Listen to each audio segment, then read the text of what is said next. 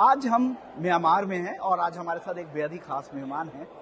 NCDEX के MD और CEO Arun रास्ते जी हैं। बहुत बहुत शुक्रिया सर, आपने वक्त निकाला हमारे दर्शकों के लिए। सर, सबसे पहले बताइए कि एनसीडीएक्स का नया प्लान क्या है। लोग ये आपसे सुनना चाहते हैं। कम्युनिटीज की बात हमने काफी कर ली है, अब थोड़ी कुछ अलग बात करते हैं। आपके नए प्लान्स क्या है, किटी में क्या है? देखिए, जैसे आपने कहा 20 साल से या 22 साल से हम लोग कमोडिटीज़ करते आ रहे थे। हमने सोचा कि ज़रूरत है कि इस प्लेटफॉर्म को थोड़ा बड़ा किया जाए, और बड़ा करने का हिंदुस्तान में मतलब ये है कि इक्विटीज़ में आना। तो हमने प्लान ये बनाया है कि हम इक्विटीज़ में आएंगे। हमने करीब $88 मिलियन करीब 3 महीने पहले हमने इकट्ठा किए हैं नए निवेशकों के साथ। करीब 40% इक्विटी हमने दी नए निवेशकों को, और हमारे प्लान ये है कि इक्विटी और इक्विटी डेरिवेटिव सेगमेंट में हम आएंगे। चूँकि हम स्टॉक एक्सचेंज है, हमें नया कुछ करना नहीं था, सिर्फ सेगमेंट की परमिशन हमें सभी से लेनी थी, हमारे रेगुलेटर से। वो हमें परमिशन मिल गई है कि आप इक्विटी और इक्विटी डेरिवेटिव सेगमेंट में आ सकते हैं। तो ये नया है। अब जब हम इक्विटी और इक्विटी डेरिवेटिव की बात करते हैं तो उसके साथ जो होता है, जैसे अब म्यूचुअल फंड हैं, तो डेफिनेटली वो भी हम करेंगे। और म्यूचुअल फंड में क्या करेंगे, किस तरह के प्लेटफॉर्म देने की तैयारी है, ये लोगों के मन में काफी ज्यादा होगा। दर्शक जानना चाह रहे होंगे कि क्या आखिर म्यूचुअल फंड में एक एक्सचेंज क्या करने वाला है। देखिए, अगर आज की तारीख में आप देखते हैं तो एनएसई में या बीएसई में म्यूचुअल फंड थ्रू ब्रोकर्स वहाँ पर लोग आते हैं और निवेश करते हैं उनमें। पर ये ब्रोकर्स के थ्रू जो निवेश होता है, वो जो इक्विटी मार्केट को समझते हैं उन्हीं लोगों के थ्रू होता है। अब एनसीडीएक्स के हमारे जो बैकग्राउंड है वो ऐसी है कि हम लोग एज कम्पेयर टू एनएसई और बीएसई बहुत ज्यादा ग्रामीण क्षेत्रों में पहुंचे हुए हैं। जिसे कहते हैं टीयर 4, 5, 6 टाउन। बिल्कुल, ये आपके लिए एक गेम चेंज कर सकता है, क्योंकि आपकी जो पहुंच है ना B40, B50 शहरों में ज्यादा है। जी, तो हमारा ये मानना है कि जो हमारे करीब 750 एफपीओ से हम जुड़े हुए हैं, उन लोगों को हम म्यूचुअल फंड डिस्ट्रीब्यूटर अगर बना दें, एमफी के एग्जाम दिलवा के उनको पास करवा दें, तो वो हमारे लिए एक नया डिस्ट्रीब्यूशन चैनल होगा जो अभी जो एग्जिस्टिंग जो स्टॉक एक्सचेंज है उनके पास नहीं है। उससे 2 फायदे होंगे। एक तो हमारा नेटवर्क बहुत बढ़ेगा डिस्ट्रीब्यूशन का, और दूसरा ग्रामीण भागों में लोगों को निवेश करने के लिए एक नया जरिया मिलेगा। आज की तारीख में वो लोग कहाँ इन्वेस्ट करते हैं, वो तो लोकली इन्वेस्ट करते हैं, या सोना खरीदते हैं, चांदी खरीदते हैं, पर जो भारत की प्रगति हो रही है उसका बेनिफिट उन लोगों को नहीं मिल पाता। थ्रू म्यूचुअल फंड माध्यम से वो भारत का जो 8% ग्रोथ हो रहा है उसका फायदा ग्रामीण क्षेत्रों में ही पहुंचे, ये हमारी सोच है। और इसलिए हम चाहते हैं कि ग्रामीण क्षेत्रों में म्यूचुअल फंड को लेके जाएं। सर, इक्विटी की जब आप बात करें, इक्विटी में पूरी तरह से आप लोगों की तैयारी चल रही है। काफी कॉम्पिटिटिव मार्केट है, 2 ऐसे मेगा लीडर के साथ आपका मुकाबला है।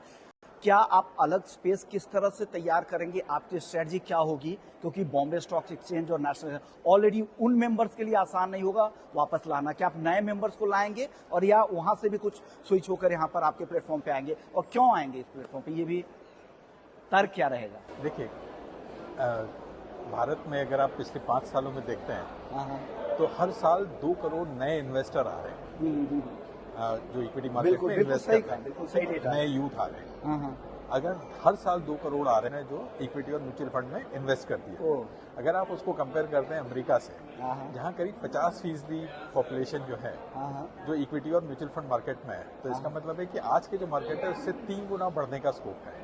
तो मार्केट का जब जिसे कहते हैं पाए, मार्केट इतना बढ़ेगा तो नए प्लेयर को डेफिनेटली, अगर 1% भी नए वाला जो बढ़ रहा है उसका परसेंटेज मुझे मिल जाएगा, तो मैं तो ईयर 1 में ही ब्रेक इवन कर लूंगा। तो मुझे एग्जिस्टिंग प्लेयर्स को उनसे कुछ खींचने की या छीनने की कोई जरूरत ही नहीं, क्योंकि मार्केट अपने आप बढ़ रहा है। तो सभी का फायदा होने वाला है इसमें। सर, दूसरा, एक और चीज मैं बताना चाहूंगा कि चूंकि हम कमोडिटीज में हमारे करीब 200 मेंबर ऐसे हैं जो इक्विटीज अभी नहीं करते, तो वो 200 मेंबर सेम स्क्रीन पर जिसपे वो कमोडिटी करते हैं, अगर इक्विटी उनको मिल जाए डेफिनेटली वो हमारे एक्सक्लूसिव होंगे।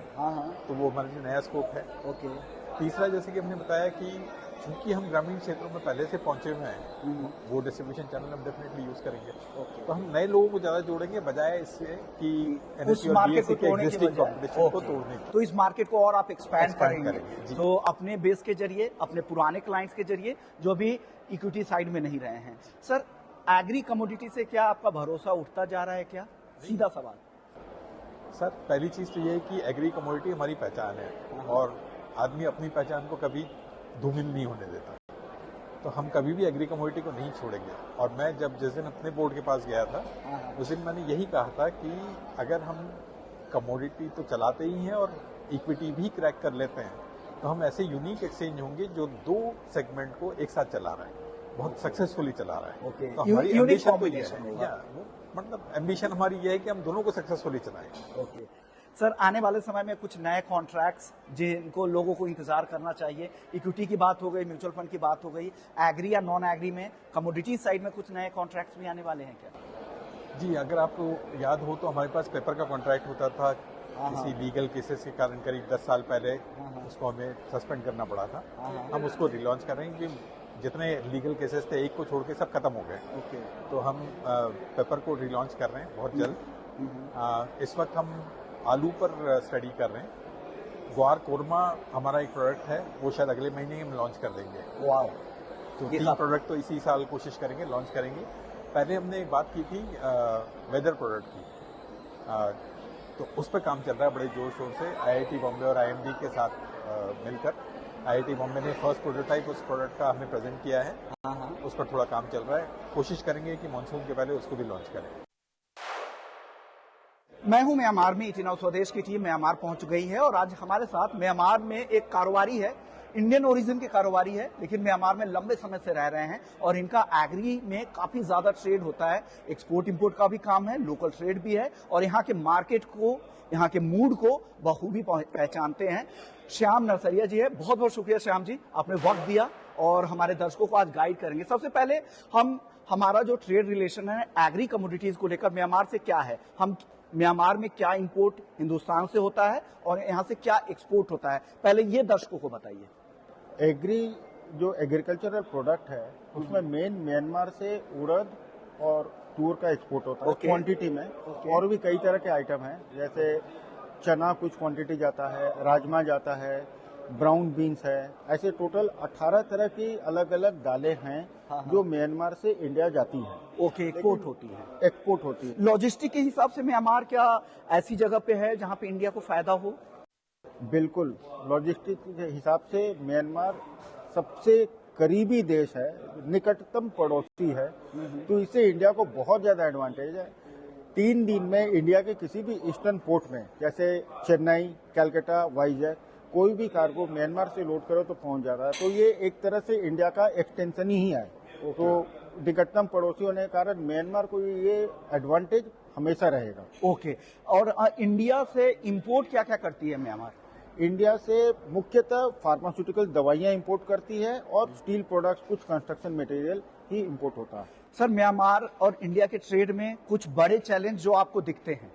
सबसे बड़ा चैलेंज आज के दिन तो लॉजिस्टिक्स का है कि लॉजिस्टिक्स अभी कंटेनर बहुत ज्यादा अवेलेबल नहीं है, वेसल भी इंडिया के लिए बहुत ज्यादा नहीं है। पहले हर महीने 8 से 10 डायरेक्ट वेसल हुआ करते थे चेन्नई के लिए, लेकिन वो वेसल अब 4-5 में ही सीमित हो गए हैं। तो मैं चाहता हूं कि इंडिया के तरफ से, इंडियन गवर्नमेंट की तरफ से कुछ ऐसे वेसल जैसे टीसीआई का या गवर्नमेंट का कोई ऐसा लाइन हो जिससे कुछ वेसल अरेंज किया जाए, तो क्या लॉजिस्टिक्स अच्छा होने से और कार्गो जाएगा, जल्दी पहुंचेगा। इंडिया की जो बाजार में जो मांग है वो स्टेबलाइज रहेगी, बहुत ज्यादा उछाल, वेरिएशन, वॉलेटिलिटी बाजार में नहीं आएगा अगर नियमित रूप से बर्मा से माल जाएगा। ओके, तो एक बड़ा चैलेंज जो श्याम जी ने कहा है यहाँ, क्योंकि एक्सपोर्ट बिजनेस में भी इनको लग रहा है कि लॉजिस्टिक फ्रंट पे काम करने की जरूरत है। अगर वो स्मूथ हो जाए, वो उसकी उपलब्धता अगर बेहतर हो तो हम ज्यादा से ज्यादा यहाँ से एक्सपोर्ट हो पाएगा। अब बात करते हैं कि इंडिया के लिए कितना बड़ा मार्केट है, अगर वहां किसी एग्री के स्पाइसेस को लेके या अन्य एग्री कमोडिटीज के लिए कितना बड़ा मार्केट है? इंडिया का एग्री मार्केट म्यांमार, देखिए मुख्यतः दालें जो उत्पादन होती है, मैं दाल में स्पाइसेस की भी अगर देखें तो स्पाइसेस की भी, जैसे यहाँ भी स्पाइसेस बहुत अच्छा है, जैसे हल्दी है, अदरक है, लहसुन है, ये यहाँ से भी एक्सपोर्ट होता है, लेकिन इंडिया कम होता है। मुख्यतः मिडिल ईस्ट, दुबई और ये चाइना इनके लिए बड़ा मार्केट है। चाइना बहुत बड़ा मार्केट है। इंडिया से एक स्पाइसेस जो आती है, जो मेरे ज्ञात है, वो है मिर्ची।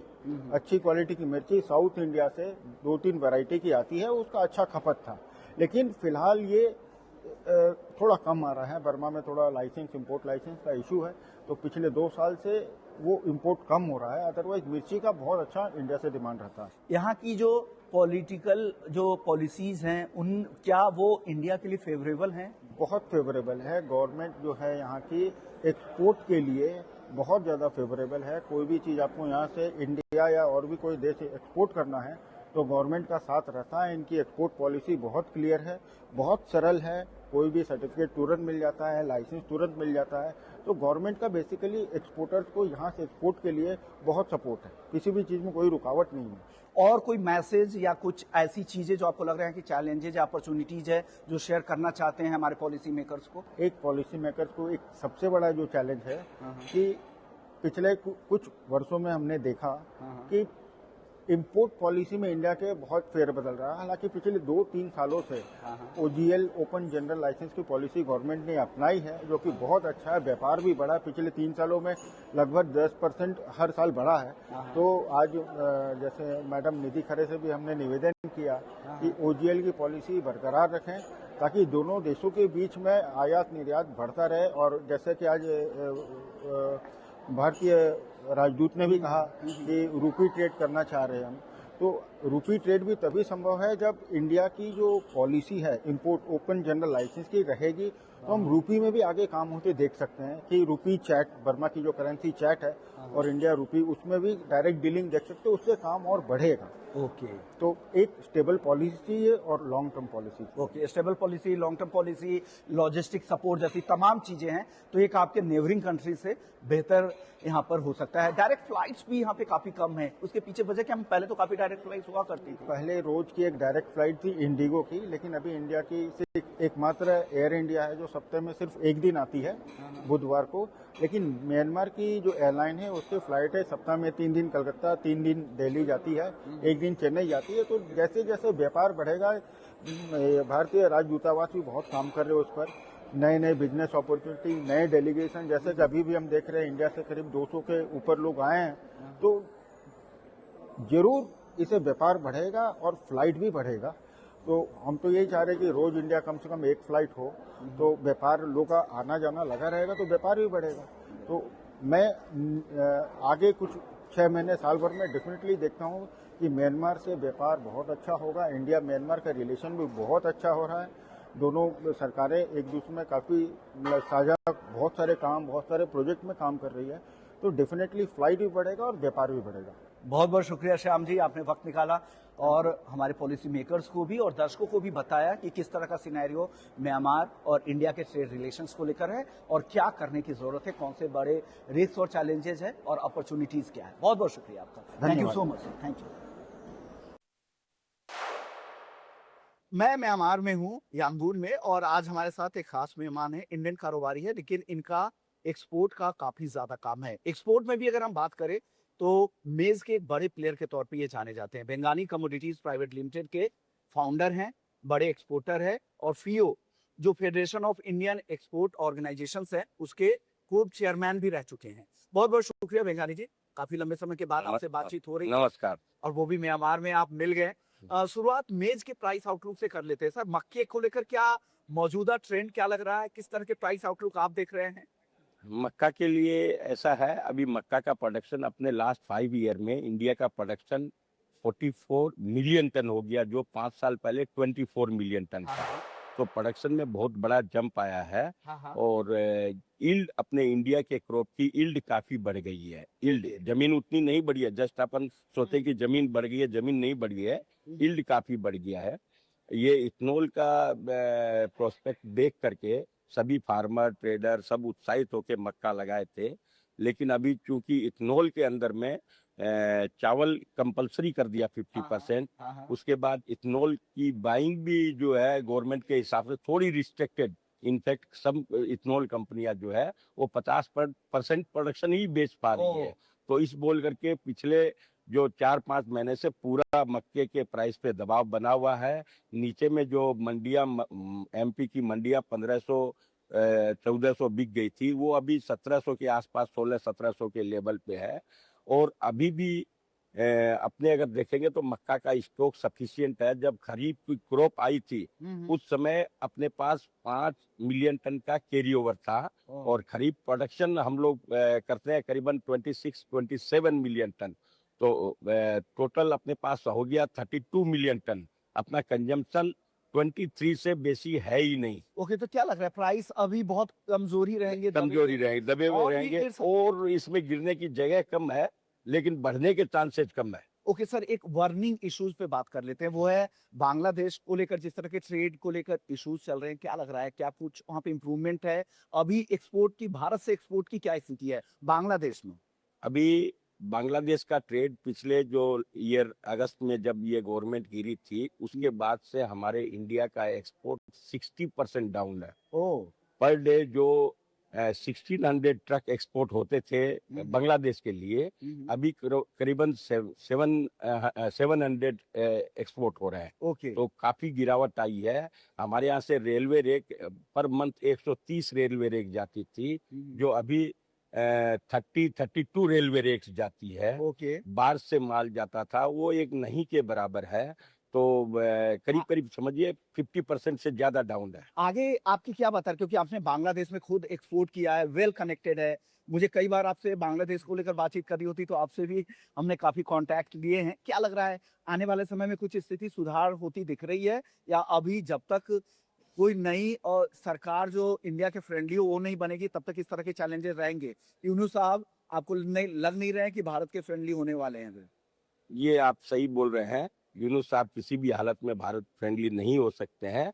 लेकिन अभी फरवरी में इलेक्शन अनाउंस हुआ है। हाँ हाँ अगर वहाँ इलेक्शन होता है हाँ हाँ। तो इसमें खालिदा जिया की पार्टी आएगी, क्यों अवामी लीग तो पार्टिसिपेट ही नहीं कर पा रहा है। हाँ हाँ। और इंडिया का जो आपको मालूम होगा, जब खालिदा जिया एक्सपायर की थी तो अपने जयशंकर प्रसाद जी, वो जयशंकर जी गए थे अपने मिनिस्टर वहाँ पे, और उनके लड़के से उनकी मुलाकात हुई है, थोड़ी बातचीत का दौरा बढ़ा है। तो हम लोग होपफुल है कि फरवरी में वंस इलेक्शन हो जाता है, इलेक्टेड गवर्नमेंट आ जाती है, तो स्थिति काफी सुधरने के चांसेस दिखाई दे रहे हैं। प्रेजेंटली जो बांग्लादेश ट्रेड है उसमें पेमेंट का भी एक इशू है, बांग्लादेश बैंकिंग का भी इशू है। तो हम लोग भी कम इंटरेस्टेड है ट्रेड करने के लिए। लेकिन मैं काफी आशावादी हूँ कि वंस इलेक्टेड गवर्नमेंट आएगी और इंडिया के साथ रिश्ते सुधरेंगे, क्योंकि पड़ोस में रहने के नाते दोनों देश ही चाहेंगे कि हमारे रिश्ते में सुधार हो। ओके सर, एक छोटा जवाब दे दीजिए कि कौन कौन से ऐसे ट्रेड हैं बांग्लादेश इशू की वजह से जो सबसे ज्यादा प्रभावित हुए हैं, और दूसरा, क्या किसी एक्सपोर्टर्स के पेमेंट भी अटके हुए हैं? अभी पेमेंट तो बहुत एक्सपोर्टर के अटके हुए हैं, क्योंकि मैं FIO के फॉर्मर रीजनल चेयरमैन हूँ। इस बोल करके बहुत सारे एक्सपोर्टर रेगुलर ये कंप्लेन कर रहे हैं कि हमारे पेमेंट अटके हुए हैं। इनफैक्ट हमारे भी 1-2 पेमेंट अभी अटके हुए हैं। तो पेमेंट अटकने का सिलसिला तो जारी है। कौन कौन से कमोडिटीज है जिन पे सबसे ज्यादा हिट हुआ है जो यहाँ से यहाँ बांग्लादेश? पे एक कॉटन को आप पकड़ लीजिए, कॉटन, प्याज, इसके अलावा प्याज, मक्का। मक्का तो हुआ कम होता है। नहीं हिट हुआ है, लेकिन मक्का जो पहले 100% इंडिया से एक्सपोर्ट होता था, अभी उनका मेजर झुकाव जो है USA, ब्राजील, अर्जेंटीना में हो गया। और कौन सी कमोडिटी, इन तीन कमोडिटी के ऊपर राइस है। राइस अभी फिर बांग्लादेश गवर्नमेंट चालू किया है राइस में। इंपोर्ट करना? हाँ, इंपोर्ट का चालू किया है। भारत के प्राइस है इतने कि राइस हम एक्सपोर्ट कर पाए, क्योंकि प्राइस तो काफी कॉम्पिटिटिव हो गया क्या? नहीं नहीं नहीं, भारत में तो बहुत राइस की प्राइसेस वगैरह जिस तरह से पैरिटी मिल रही है क्या, क्योंकि बाकी सप्लायर्स भी दाम लगातार घटा रहे हैं? नहीं, बांग्लादेश कभी भी इंडिया से पेरिटी अच्छी रहेगी, बिकॉज लैंड पोर्ट से एक्सपोर्ट लॉजिस्टिक के लॉजिस्टिक के। पाकिस्तान को ज्यादा फायदा हो रहा है मौजूदा रिजीम का? बहुत ज्यादा पाकिस्तान का फायदा नहीं समझा जाएगा। देखिए, पाकिस्तान ये चाह रहा था कि बांग्लादेश को अपने फेवर में ले करके और थोड़ा कुछ करें। अब पाकिस्तान खुद ही, आप देखिए, जब 1947 में इंडिपेंडेंट हुआ तो वहाँ पे 71 बांग्लादेश और पाकिस्तान का, पाकिस्तान बहुत ऊपर में था और बांग्लादेश बहुत नीचे में था। और बीते 50 सालों का रिजल्ट ये रहा कि बांग्लादेश अभी काफी ऊपर चला गया और पाकिस्तान धरातल में चला गया। $1 300 करेंसी में बहुत नीचे चला गया है। तो हमको नहीं लगता कि पाकिस्तान के पास बहुत कुछ है जो किसी भी तरह बांग्लादेश को सपोर्ट कर पाएगा। इंडिया गवर्नमेंट हमेशा सपोर्ट करती आई है। 71 के इंडिपेंडेंस में भी इंडिया गवर्नमेंट की बहुत बड़ी भूमिका रही है, और इसी भूमिका से बांग्लादेश का ग्रोथ भी हुआ है, काफी अच्छी उनकी GDP हुई है। बांग्लादेश इंडिया ऑलवेज बांग्लादेश को सपोर्ट करते हुए आया है। तो मैं आशा करता हूं कि बांग्लादेश के जो नागरिक है या बांग्लादेश की जो गवर्नमेंट है, इस चीज को थोड़ा दिमाग में रखते हुए थोड़ा अच्छा व्यवहार और रिलेशन इंडिया से सुधारेंगे, जिसमें दोनों देश का ही इकोनॉमिक ग्रोथ होने के चांसेस ज्यादा रहेंगे। ओके, यानी भारत से संबंध अगर सुधरते हैं तो बांग्लादेश को ज्यादा फायदा होगा उनकी इकोनॉमी के लिहाज से, ये कहना है विमल जी का। बहुत बहुत शुक्रिया विमल जी, आपने वक्त निकाला और अपने वीजी कॉन्फ्रेंस में से भी हमारे दर्शकों को गाइड किया कि मौजूदा स्थिति क्या है। थैंक बहुत यू, बहुत थैंक यू। आज मैं म्यांमार में हूं और हमारे साथ एक बेहद ही खास मेहमान है, मुरली चक्रवर्ती हैं, एग्रीकॉर्प के एमडी हैं, म्यांमार के बिजनेस को यहां संभालते हैं। सर, सबसे पहला सवाल मैं पल्सेस को लेकर और खास करके पिजन पी यानी तुअर अरहर को लेकर बातचीत करूंगा। क्या लग रहा है सर, इस बार प्रोडक्शन किस तरह का है म्यांमार में पिजन पी का, तूर का? देखिए, इस बार पिजन पीस का प्रोडक्शन म्यांमार में जो लास्ट ईयर था उससे थोड़ा कम होगा, लेकिन प्रोडक्शन इज स्टिल गुड यहाँ पे। ओवरऑल एवरेज हिसाब से we expect at least something close to 300,000 tons. Okay. But still figures are not confirmed because the new crop is just arriving. So crop seems to be little bit less than the last year. Okay sir, एक सवाल और आपसे मैं पूछूंगा कि क्या लग रहा है, अगर क्रॉप अगर थोड़े कम रहते हैं तो क्या प्राइसेस आपको लग रहा है कि यहाँ से ज्यादा ऊपर की तरफ जा सकते हैं या बहुत ज्यादा संभावनाएं नहीं है? नहीं, मेरे को नहीं लगता बहुत ज़्यादा ऊपर नहीं जाएगा। एट द सेम टाइम ज़्यादा नीचे आने की भी उम्मीद नहीं है। ओके, क्योंकि you know there is demand. India के भी ओवरऑल कुछ अगर शॉर्टफॉल है तो that can also have some impact. But going forward मेरे को लगता है इस साल market should be stable, range bound होगा। सबड्यूड रहने वाला। हाँ, सबड्यूड नहीं, रेंज बाउंड होगा, ज्यादा नीचे कितना नहीं। रेंज क्या 5% का, 10% का, ये भी तो एक सवाल है। देखिए, वो थोड़ा सा सीजनल है, थोड़ा उसके हिसाब से थोड़ा मूवमेंट होगा, लेकिन एक रैलिंग जो हम देखे थे 2024 में वैसा तो नहीं होगा। ओके, दूसरा सवाल, 1 लाख टन का हमारा एमयू है हर साल का भारत और म्यांमार का, वहां पर तो कोई दिक्कत नहीं आने वाली है या प्राइसिंग पावर म्यांमार के हाथ में रहने वाला है? नहीं, देखिए, एमओयू तो जो है वो that's already been extended for this year and we are waiting on the OGL. So वो तो generally we get to know little bit later, maybe somewhere in March we'll get to know. But as of now, market is stable. थोड़ा सा movement आया है for some days where tour has moved up, but I feel it should remain good overall prices tour का, because यहाँ से supply को लेकर भारत को कोई चिंता नहीं करनी चाहिए। नहीं करनी चाहिए। ओके, चलिए उड़द पे सीधा आते हैं। उड़द का भी हम इंपोर्टर हैं, क्या लग रहा है उड़द को लेकर क्या स्थिति है, उत्पादन को लेकर प्राइसेस किस तरह के रह सकते हैं? देखिए, उड़द का भी इस बार प्रोडक्शन अच्छा हुआ है, लेकिन लास्ट ईयर के हिसाब से थोड़ा सा कम हो सकता है, because some of the urad growing areas में थोड़ा सा moong was been I mean it was change with moong, but overall urad का भी प्रोडक्शन इज गुड इस साल, and I think there will be a good supply from Myanmar throughout the year. Okay. So I don't think there should be any issue with the supply. Okay. One more pulse is that is green moong.